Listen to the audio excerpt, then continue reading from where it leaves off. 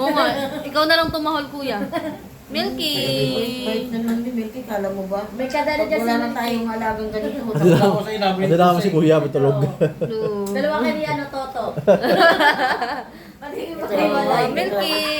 Milky daw, Milky. Milky! Sama? Milky! Patingin ka kayo ulit ni Toto. Oh, seryoso si Milky, oh. Bakit? Nahihingal siya dito, mainit. Ayaw niya din pag wala ako sa kwarto. Pagdating naman, pag nag-stay ako sa kwarto, nandoon na yan. Try mo nga, mapasok ka ng kwarto. Tapos pasok ka ng kwarto. Ayun, sabihin ko yan. Tingnan natin ang gagawin niya. Pasok na si mama ng kwarto. Oh.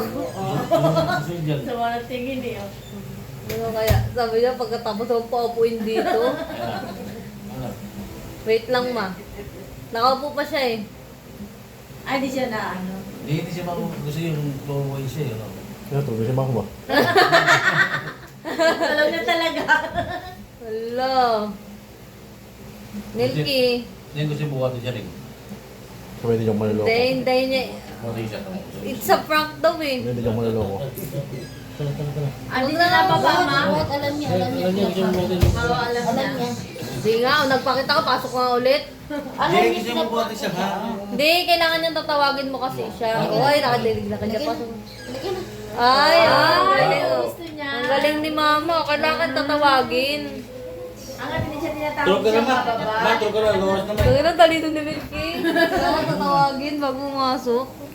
Utosan mo nga ni Bilas. Wala kang pati siya. Bigyan daw. Wala kang pati siya.